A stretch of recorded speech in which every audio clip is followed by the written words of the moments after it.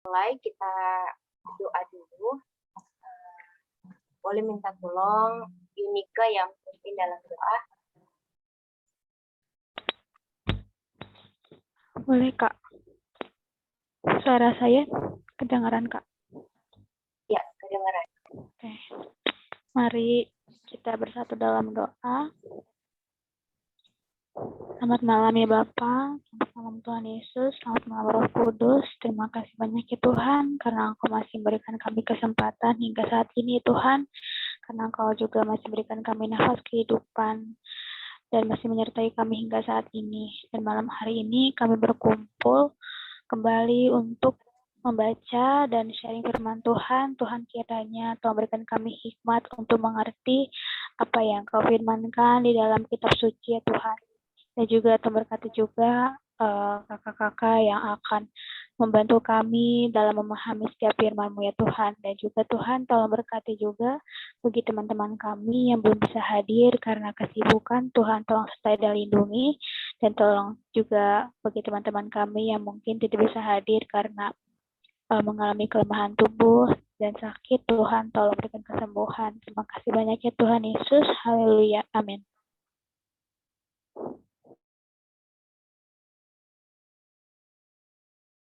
Ya, masih di mute. Baik, Kisah Para Rasul pasal 5 ayat 33 sampai pasal 7 ayat 1. Oke, saya mulai ya. Kisah Rasul pasal 5 ayat 33 berkata, mendengar perkataan itu sangatlah tertusuk hati mereka dan mereka bermaksud membunuh rasul-rasul itu.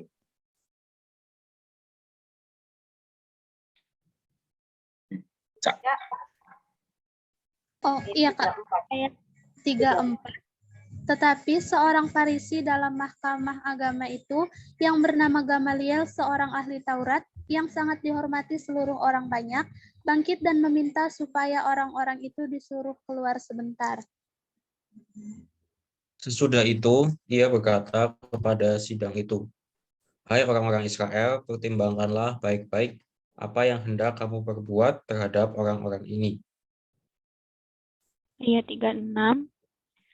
Sebab dahulu telah muncul si Teudas yang mengaku dirinya seorang istimewa dan ia mempunyai kira-kira 400 orang pengikut, tetapi ia dibunuh dan cerai-berailah seluruh pengikutnya dan lenyap. Ayat 37, sesudah dia, pada waktu pendaftaran penduduk, muncullah Yudas, seorang Galilea. Dia menyeret banyak orang dalam pemberontakannya, tetapi ia juga tewas dan berailah seluruh pengikutnya. Ayat 38, karena itu aku berkata kepadamu, janganlah bertindak apa-apa terhadap orang-orang ini. Biarkanlah mereka, sebab jika maksud dan perbuatan mereka berasal dari manusia, tentu akan lenyap.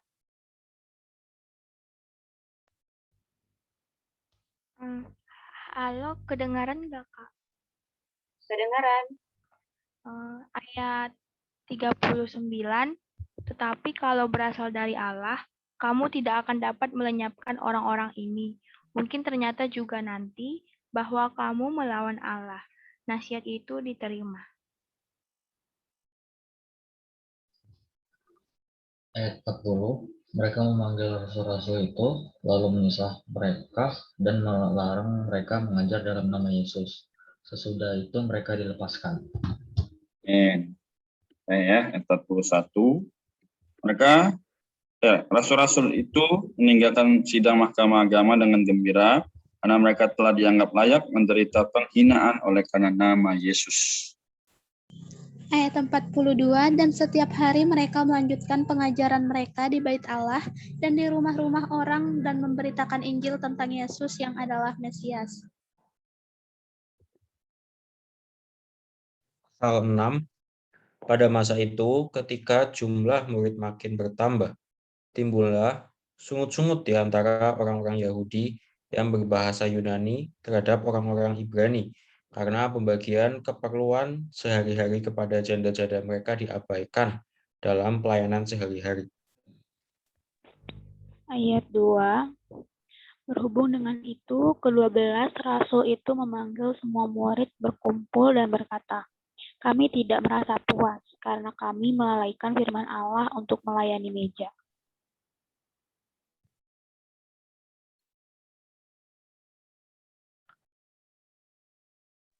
Ayat 3, karena itu, saudara-saudara, pilihlah 7 orang dari antaramu yang terkenal baik dan yang penuh roh dan hikmat, supaya kami mengangkat mereka untuk tugas itu. Ayat 4, dan supaya kami sendiri dapat memusatkan pikiran dalam doa dan pelayanan firman. Ayat 5, usul itu diterima baik oleh seluruh jemaat, lalu mereka memilih Stefanus, seorang yang penuh iman dan Roh Kudus, dan Filipus, Prokorus, Nikanor, Timon, Parmenas, dan Nikolaus, seorang penganut agama Yahudi dari Antioquia. 6. Mereka itu dihadapkan kepada rasul-rasul, lalu rasul-rasul itu pun berdoa dan meletakkan tangan di atas mereka. Amin. Oke. Sekarang ayat 7. Firman Allah semakin tersebar dan jumlah murid di Yerusalem makin bertambah banyak, juga sejumlah besar imam menyerahkan diri dan percaya. Tuduhan terhadap Stefanus ayat 8, dan Stefanus yang penuh dengan karunia dan kuasa mengadakan mujizat-mujizat dan tanda-tanda di antara orang banyak.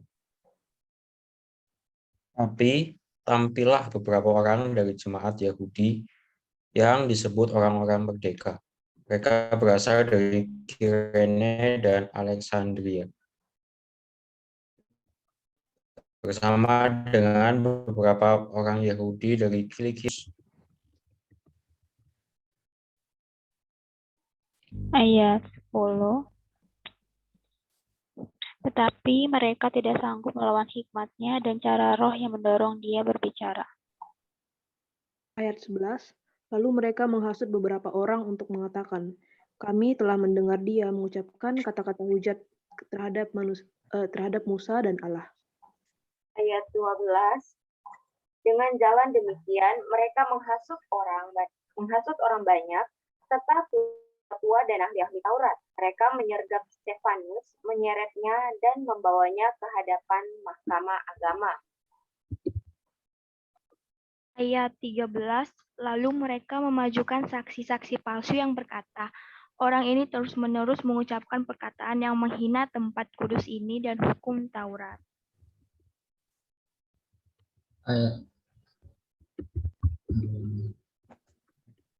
Ayat 14. Sebab kami telah mendengar dia mengatakan bahwa Yesus, orang Nazaret itu, akan merobohkan tempat ini dan mengubah adat istiadat yang diwariskan oleh Musa kepada kita. Amin. Ayat 15. Semua orang yang duduk dalam sidang mahkamah agama itu menatap Stefanus, lalu mereka melihat muka Stefanus sama seperti muka seorang malaikat. Pembelaan Stefanus ayat 1, kata imam besar, benarkah demikian? Amin. Amin. Amin. Puji Tuhan. Baik, teman-teman, kita melihat dalam topik minggu ini kita membahas mengenai perkembangbiakan. Kalau hewan berkembang biak adalah untuk memperbanyak hewan ini gitu. Dan hari ini perkara perkembangbiakan apa yang diperkembangbiakan ini gitu. Jadi kita lihat di sini ketika Tuhan Yesus bangkit, dia terangkat gitu kan, dia menjadi roh itu dan dia menjanjikan, kalau di Yohanes pasal 14 kemarin kita baca bahwa dia menjanjikan dirinya sendiri ya sebagai penolong. Ini adalah penggenapan gitu di Kisah Para Rasul pasal 2. Ketika murid-murid orang-orang yang percaya itu berkumpul di satu tempat di Yerusalem, dan mereka di situ berdoa, mereka bertekun dan tercurahlah di situ Roh Kudus gitu kan. Ini adalah penggenapan di mana satu aspek di Yohanes pasal 16 di situ secara roh ini dihembuskan ke dalam murid-murid untuk kehidupan mereka secara yang di dalam mereka. Dan Kisah Para Rasul pasal 2 adalah roh yang di luar mereka sebagai kuasa, memberikan mereka kuasa. Untuk apa ya ini? Untuk perkembangbiakan. Perkembangbiakan siapa? Adalah perkembangbiakan atau perbanyakan Kristus. Perkembangbiakan atau perbanyakan Tuhan Yesus. Nah, bagaimana cara mereka menempuh? Yaitu kalau kita lihat di pasal-pasal dan ayat-ayat sebelumnya membahas sangat dekat dengan kata satu, berdoa, kemudian mereka memberitakan firman. Nah, kita bisa lihat di Kisah Para Rasul kemarin, kalau kita baca perkara memberitakan ya. Di sini pas karena lagi bahas ini, jadi kita tidak ingat. Bentar ya. Nah, di situ tuh berkata bahwa mereka itu memberitakan. Karena adakah atau ada yang pas baca tadi nyimak? Yang apa, Kak? Memberitakan.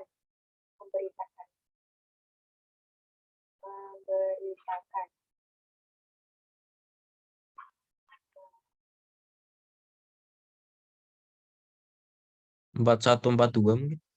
Bukan. Oh iya, betul. Richard.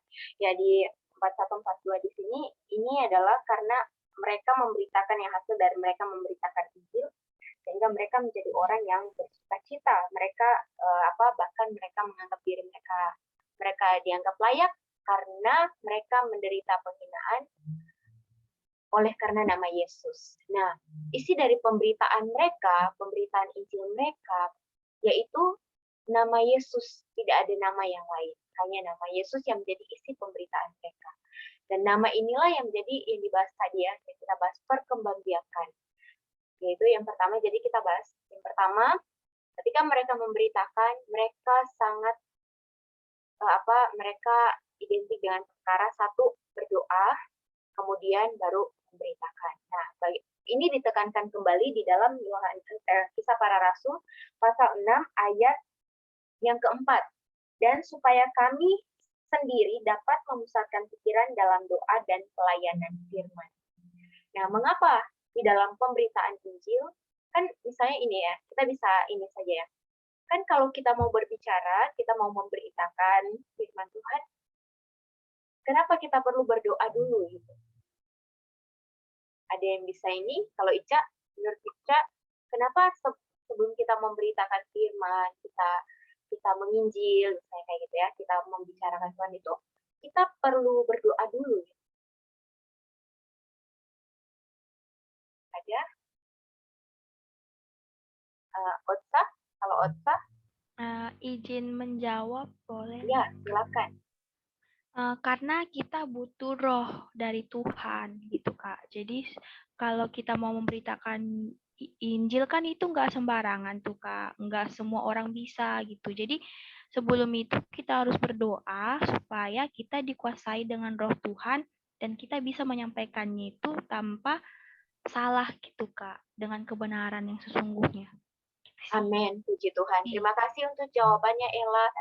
Ya, benar sekali. Kenapa sini kita perlu berdoa? Itu yang tadi Ella bilang, supaya kita ada kekuatan ya, kita ada kuasa. Di sini kita bisa lihat sama-sama ya. Mungkin Karina boleh minta tolong di slide itu ada nggak Karina? Ya, oh ya, di situ bisa juga Kak. Yang tadi doa 41. Nah, di sini kita lihat ya, kita baca bersama-sama ya. Mungkin yang lain tetap mute aja, tidak apa-apa. Berdoa bukan hanya memohon Tuhan melakukan banyak hal bagi pergerakannya, tetapi juga membuat roh kita dilatih dan dikuatkan. Karena itu, doa harus mendahului firman, ministry firman, seperti yang dilakukan oleh para rasul. Tanpa doa sedemikian, ministry firman tidak akan hidup dan kuat. Nah, benar sekali. Tadi juga Ella sudah bilang ya, kalau misalnya, karena kan untuk memberitakan firman Tuhan tidak sembarangan ya, sehingga ya harapan atau ketika kita memberitakan firman Tuhan adalah supaya ini perkembangbiakan, perkara perkembangbiakan, artinya tidak hanya saya yang mendapatkan Kristus, tapi orang lain harus mendapatkan Kristus juga. Orang lain harus Kristus ini harus diperbesar, diperluas juga kepada orang lain gitu yang belum percaya. Sehingga dengan demikian kita perlu sekali berdoa. Satu aspek berdoa kita dikuatkan, yang aspek yang di lainnya ketika kita menjadi orang yang dikuatkan, kita menjadi orang yang bisa yang dikuatkan ini di dalam firman Tuhan, perkataan kita pun bisa memiliki kuasa gitu. Bisa kalau tadi Karena sharing bahwa perkataan kita itu bisa menjamah orang yang mendengarkan ketika kita membicarakan firman Tuhan. Jadi betapa pentingnya perkara ini di dalam kita membicarakan firman Tuhan. Oke, kemudian perkara memberitakan Injil gitu. Di sini memberitakan Injil itu kan dikatakan di ayat-ayat sebelumnya bahwa firman Tuhan ini semakin tersebar luas gitu. Nah, kita bisa lihat ya bersama-sama di dalam Kisah Para Rasul pasal 6 ayat 7 di catatan kaki pertama. Yang di atas. Nah, dia di sini itu tersebar atau ya di firman Tuhan itu tersebar, artinya apa? Yaitu firman Tuhan ini bertumbuh, mengacu kepada pertumbuhan dalam hayat. Ini membuktikan bahwa firman Allah adalah perkara hayat yang bertumbuh bagaikan benih yang ditaburkan ke dalam hati manusia. Makanya sangat penting sekali jika kita memberitakan firman Tuhan, kita perlu berdoa. Karena ini adalah perkara hayat gitu, perkara yang di dalam, bukan kalau kita mengajar, tanda kutip kita mengajar di kampus, di kelas atau ada les, kita mungkin untuk membuat orang ini mengerti gitu kan. Kita mengajar dengan strategi mengajar apapun, teknik mengajar yang sedemikian adalah supaya orang ini mengerti gitu, mendapatkan mengerti, memahami apa yang kita sampaikan. Tapi perkara firman Tuhan adalah perkara bagaimana kita dengan sebagai orang yang memberitakan firman, baik-baik kita berdoa, kita dikuatkan, dan ketika kita menyampaikan, orang ini dapat menjamah firman Tuhan. Mungkin ya kita bisa ini, kan saya tidak terlalu pandai berkata-kata, saya tidak terlalu, kata-kata saya masih belepotan, kalau saya membicarakan Tuhan Yesus kepada teman saya, aduh kayaknya dia nggak akan ngerti kayak gitu. Tapi di sini tidak menekankan, pertama itu kita harus kita harus perkataan kita bagus dulu, terstruktur, bagus-bagus ya, supaya orang dengar itu harus paham. Tapi yang pertama itu adalah perkara berdoa. Apa baik-baiknya kita berdoa, dengan demikian firman Tuhan yang kita bicarakan ini ditaburkan kepada orang lain ini, supaya firman ini dapat bertumbuh. Nah, ini adalah perkara yang di dalam hayat ya, perkara yang di dalam. Nah, dengan demikian, seperti kita lihat di kitab Markus, seperti benih ya, benih yang ditaburkan, ada yang jatuh di tanah yang berbatu-batu, ada yang di semak duri, ada yang di mana, yang di tepi jalan itu, kemudian ada yang di tanah yang baik gitu, benih ini jatuh. Nah, demikian juga hari ini harapan ketika kita memberitakan firman Tuhan adalah firman Tuhan ini jatuh di tanah yang baik. Untuk itu kita perlu berdoa supaya Tuhan, satu aspek Tuhan menguatkan kita, orang yang mendengarkan pun bisa memiliki tanah hati yang baik. Tuhan mempersiapkan tanah hati yang baik, sehingga setiap orang yang mendengarkan firman Tuhan yang kita sampaikan, mereka pun boleh mendapatkan Tuhan. Mereka boleh menjamah Tuhan. Amin, puji Tuhan. Kemudian kita bisa lihat lagi, ketika kita lihat di bahwa firman Tuhan ini tersebar, bahkan jumlah murid di Yerusalem ini makin bertambah banyak, artinya ini adalah perkembangbiakan ya, perkembangbiakan murid. Ini perkara murid ya. Murid itu adalah orang yang spend time banyak mendengarkan firman Tuhan, orang yang dilatih, orang yang bisa dikatakan duplikasi dari guru mereka gitu. Nah, murid ini di sini dikatakan jumlah murid di Yerusalem makin bertambah banyak, ini yaitu tadi kita membahas perkara perkembangbiakan, perkara Kristus diperbanyak. Jadi puji Tuhan, sasaran kita, tujuan kita memberitakan firman Tuhan sebagai orang-orang muda hari ini adalah supaya makin banyak orang yang mengalami Kristus. Oke, kemudian yang ketiga, kita bisa melihat di poin yang pasal 6 ya, lihat banyak penentang-penentang dari orang-orang Yahudi, bahkan tidak hanya orang-orang Yahudi yang di ayat 9 ini ya, tidak hanya orang-orang Yahudi yang di mana di Kirene dan Alexandria, tetapi mereka juga ada yang dari Kilikia, dari Asia. orang-orang Yahudi ini adalah orang-orang yang pure asli keturunan Israel. Mereka adalah orang Israel asli gitu. Tapi mereka di sini sangat menentang murid-murid atau di sini rasul-rasul, murid-murid Tuhan di dalam pemberitaan firman Tuhan. Dan apa yang mereka lakukan? Yaitu di ayat 11, mereka mempengaruhi beberapa orang. Kemudian ayat 12 di sini, mereka juga mempengaruhi, menghasut di sini, menghasut tua-tua agama ya, tua-tua agama Yahudi, kemudian ahli-ahli Taurat, sehingga ketika mereka mempengaruhi dan menghasut ini, hasilnya adalah mereka menyergap Stefanus. Ini adalah perkara Stefanus ya, di konteks ini Stefanus. Stefanus itu adalah salah satu juga murid ya, yang terpilih. Dia salah satu di sini sebentar ya, orang yang melayani meja, bisa dikatakan ya, salah satu juga murid Tuhan ya di sini, bahwa sehingga membuat Stefanus ini disergap, jadi seret, bahkan dibawa ke mahkamah agama. Dan apa yang terjadi di mahkamah agama? Di mahkamah mereka tidak hanya berhenti saja ya dari mempengaruhi, menghasut, tapi di mahkamah agama mereka mengajukan saksi-saksi palsu yang berkata bahwa Stefanus ini tidak henti-hentinya mengucapkan perkataan yang menentang tempat kudus. Kemudian yang kedua, perkara hukum Taurat. Nah, kalau kita lihat di ayat 11 itu, di sini mereka menuduh bahwa Stefanus ini menghujat Musa dan Allah. Nah, tempat kudus ini adalah perkara identik dengan Allah. Tempat kudus ini adalah bait Allah, tempat tinggal Allah. Kemudian hukum Taurat sangat identik dengan Musa. Nah, mereka membahas perkara dua ini, perkara Musa dan Allah, perkara tempat kudus dan hukum Taurat, yang sangat-sangat sensitif dengan orang ahli-ahli Taurat ya, dan tua-tua, karena mereka sangat tahu perkara hukum Taurat dan tempat kudus. Sehingga apa yang terjadi di sini di ayat 14, sebab kami telah mendengar dia mengatakan bahwa Yesus orang Nazaret itu akan meruntuhkan tempat ini. Tempat ini sini adalah tempat kudus, bait Allah, dan mengubah adat istiadat, yaitu hukum Taurat, hukum Musa yang diwariskan oleh Musa kepada kita. Wah, benar-benar ya sampai ini.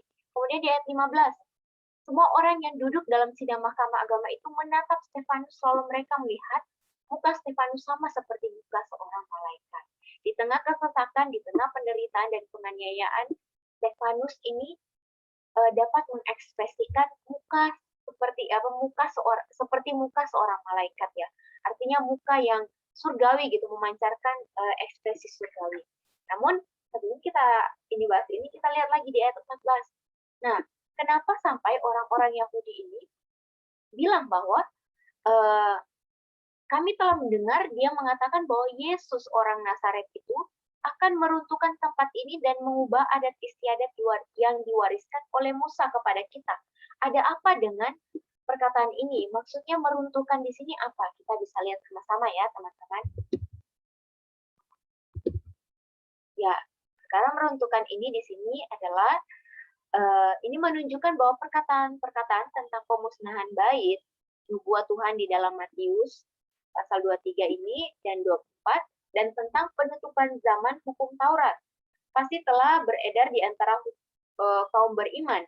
Orang-orang Yahudi penentang memutarbalikkan perkataan orang-orang beriman sama seperti dalam Matius 27 ayat 40 ketika mereka menyalibkan Tuhan. Mereka memutarbalikkan perkataan-perkataan yang Tuhan katakan dalam Yohanes 2 ayat 19. Tak diragukan, penentangan orang Yahudi adalah hasutan iblis untuk menghalangi ekonomi perjanjian baru Allah. Dan dasar yang dipakai iblis untuk menimbulkan penentangan ini adalah perubahan zaman yang berlawanan dengan tradisi Yahudi. Nah, kalau kita lihat di sini, poinnya adalah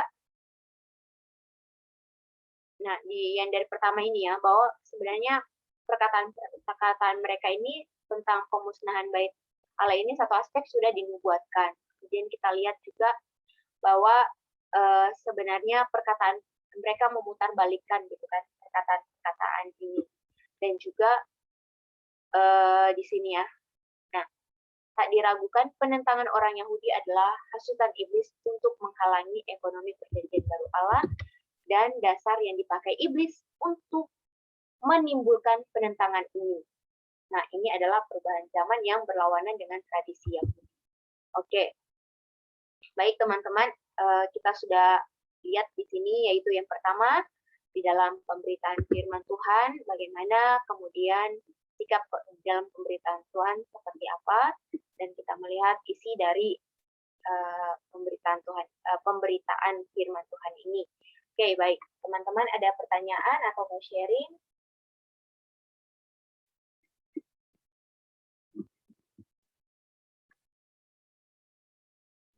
Pak, izin bertanya. Ya.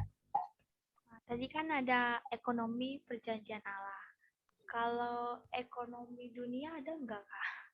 Maksudnya dia itu bertentangan sama ekonomi perjanjian Allah gitu. Itu gimana, Kak? Oke. Ekonomi, maksudnya ekonomi bagaimana itu yang pertentangan dengan ekonomi Allah gitu ya? Oh iya, bisa jadi. Oh, oke. Oke, dari Kak Yoel dulu atau Kak Renar? Atau saya dulu, nanti Kak Renar sama Kak Yoel yang tambahkan ya? Ya. Oke, kita lihat lagi ya, ekonomi atau oikonomia di sini, oikos dan nomos ya kita tahu, itu adalah perkara pengaturan rumah tangga kan, pengaturan rumah tangga. Nah, pengaturan ini seperti apa di dalam rumah tangga, atau kan kita tahu bahwa hari ini gereja adalah rumah Allah gitu, tempat kediaman Allah. Nah, sehingga dia membutuhkan pengaturan atau dia mau mengatur. Terus kita lihat lagi tadi ekonomi perjanjian baru Allah, gitu kan? Nah, ekonomi kalau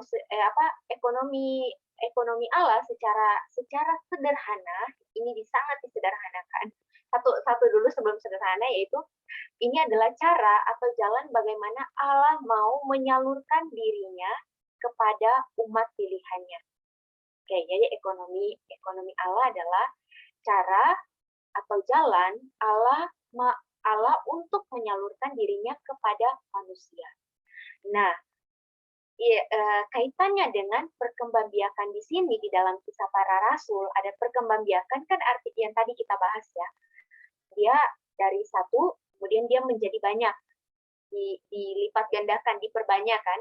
Tapi bukan berarti dia terpisah dari yang pertama ini, gitu kan? Misalnya kalau kucing ya, kucing ketika dia berkembang biak, kucing itu ya berkembang biak, dia anak kucing kan tetap dia memiliki isi dari apa adanya kucing itu sendiri, hayat kucing, mengeong dan lain sebagainya gitu kan, kucing. Nah, hari ini identik dengan kaitannya dengan perkembangbiakan di dalam Kisah Para Rasul ini adalah, kan kita pegang konsep tadi ya, bahwa ekonomi Allah adalah jalan atau cara bagaimana Allah mau menyalurkan dirinya kepada manusia, kepada umat pilihannya. Nah, bagaimana caranya kaitan dengan Kisah Para Rasul? Yaitu di sini sangat identik melalui firman Tuhan. Firman Tuhan, karena dikatakan ketika memberitakan firman Tuhan adalah memberitakan nama Yesus, nama ini sendiri gitu. Adalah persona Tuhan Yesus sendiri. Nah, ketika kita memberitakan firman Tuhan kepada orang lain, orang itu kan menerima persona Tuhan, menerima Tuhan sebagai Tuhan dan Juru Selamat. Nah, akhirnya awalnya saya percaya kepada Tuhan dan orang ini belum percaya kepada Tuhan. Misalnya saya A, kemudian si B ini belum percaya kepada Tuhan. Ya, dan kemudian ketika di dalam pemberitaan kita memberitakan Tuhan, persona nama Yesus, dia menjadi orang yang percaya kepada Tuhan. Kan kalau percaya, oke. Maksudnya apa ini ya? Percaya. Percaya artinya kayak gini. Percaya itu artinya menerima. Misalnya saya kasih handphone ya. Saya kasih handphone ke Ella. Ella percaya nggak?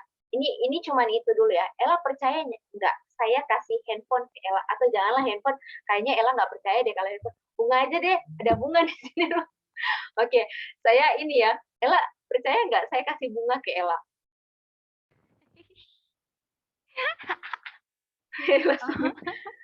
Ella percaya nggak? Percaya nggak ya? Kalau Ella percaya, artinya Ella terima, Ella ambil, menjadi Iya. milik Ella. Kalau Ella nggak percaya, Ella nggak akan terima dan ini bunga nggak jadi milik Ella. Kayak gitu. Seperti itu juga dengan percaya kepada Tuhan Yesus yang menjadi isi pemberitaan kita hari ini. Kalau kita percaya kepada Tuhan Yesus sebagai isi dari pemberitaan firman Tuhan adalah persona nama Yesus sendiri, kita percaya artinya kita terima menjadi milik kita. Kayak gitu.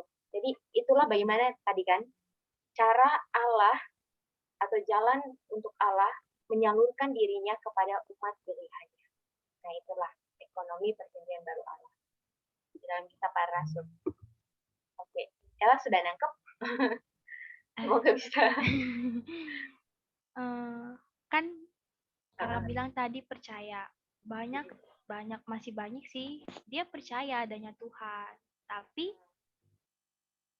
kepercayaan itu ya biasa aja dianggapnya. Dia memang percaya ada Tuhan, tapi kayak kehidupannya itu ya masih kayak mencerminkan enggak anak Tuhan. Itu salahnya berarti dia dong Kak, ya kan Kak? Kalau yang kayak gitu gimana Karen? Ya. Johannes dulu. Ya, Kayo ya. Ada masukan?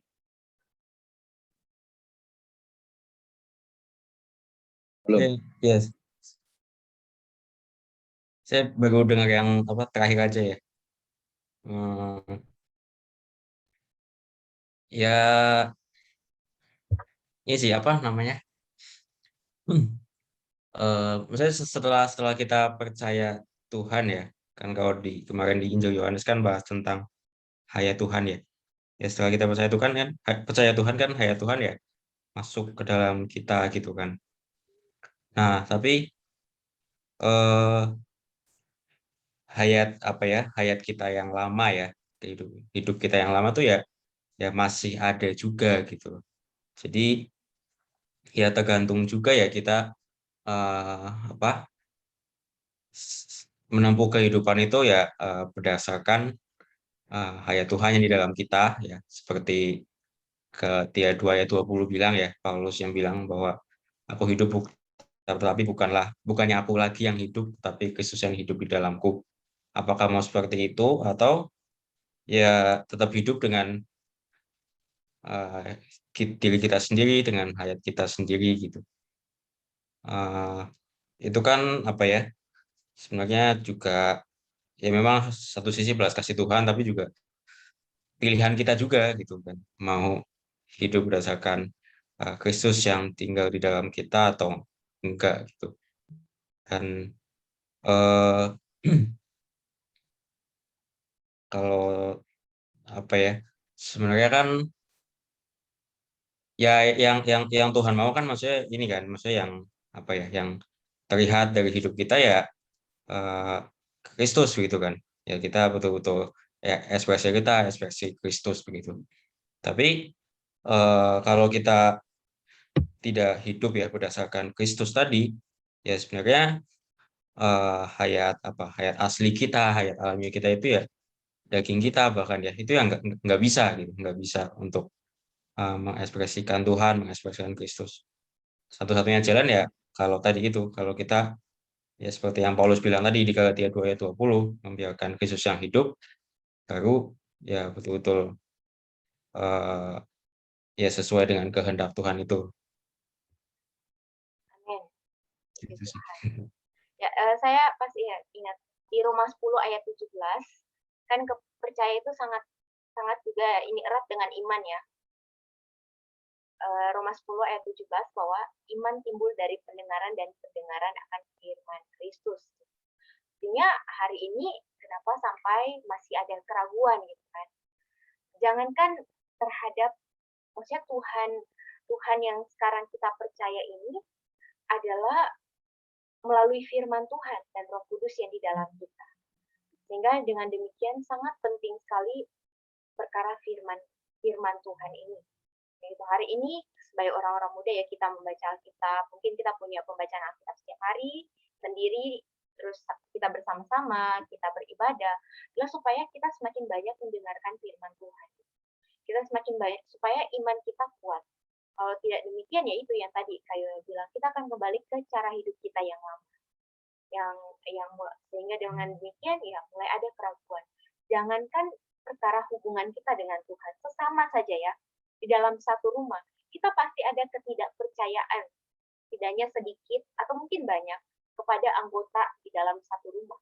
Padahal kita satu rumah, saudara sedaging, atau saudara sedaging gitu kan. Bisa kurang percaya gitu. Jadi untuk supaya kita percaya terhadap, misalnya saya terhadap adik saya, ya saya harus dekat dengan adik saya harus tahu adik saya ini seperti apa orangnya. Saya harus banyak ngobrol dengan adik saya, membangun komunikasi dengan adik saya. Ya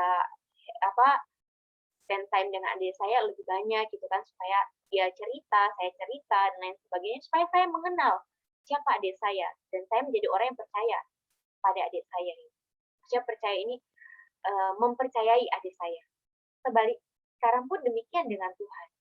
Kenapa kurang percaya? Kenapa masih bisa ragu? Karena itu kurang sekali memiliki hubungan yang banyak dengan Tuhan. Hubungan yang ini, spend time-nya ini.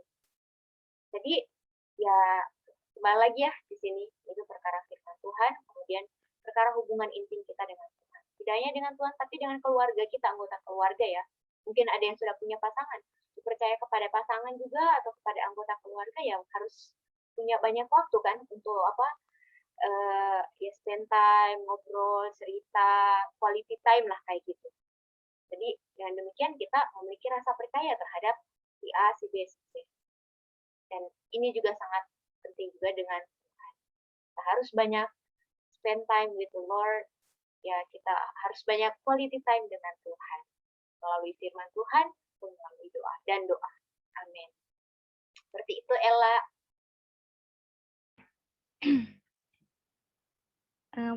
Boleh nanya lagi nggak, Kak? Ini masih Ya, penasaran. Kan ini kan lagi kemarin atau sampai sekarang tuh tentang Israel sama Mesir tuh, Kak. Masih penasaran. Kenapa sih yang berdua itu selalu berkelahi atau perang gitu? Nah, apakah ada tertulis di Alkitab bahwa Israel dan Mesir itu akan berselisih paham sampai datang kedua kalinya Tuhan gitu. Apakah ada dituliskan seperti itu, Kak? Engkau Allah yang esa dengan kami. Hari ini Engkau sudah tinggal di dalam kami. Tuhan, bahwa kami pun Tuhan juga mau membawa Engkau sebagai isi dari pemberitaan kami. Ingatkan kami juga senantiasa bersatu dengan Tuhan melalui berdoa, sehingga isi pemberitaan kami di saat kami membicarakan Tuhan kepada teman, kepada keluarga, kepada sanak saudara kami, mereka pun yang belum percaya boleh menerima Tuhan sebagai Tuhan dan Juru Selamat mereka. Tuhan Yesus juga dapatkan kami menjadi orang-orang muda, Tuhan yang memiliki Tuhan kesukaan untuk berdoa dan membaca firman Tuhan, sehingga kami dijauhkan dari segala pencobaan. Tuhan, terima kasih. Amin. Oke,